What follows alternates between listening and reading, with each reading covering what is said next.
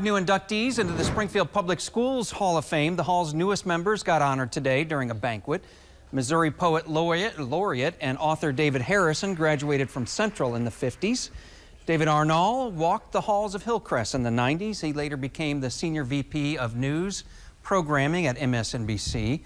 Three members of the Ozark Mountain Daredevils round out the class. Steve Cash went to Parkview, Randall Chowning and Larry Lee graduated from Glendale.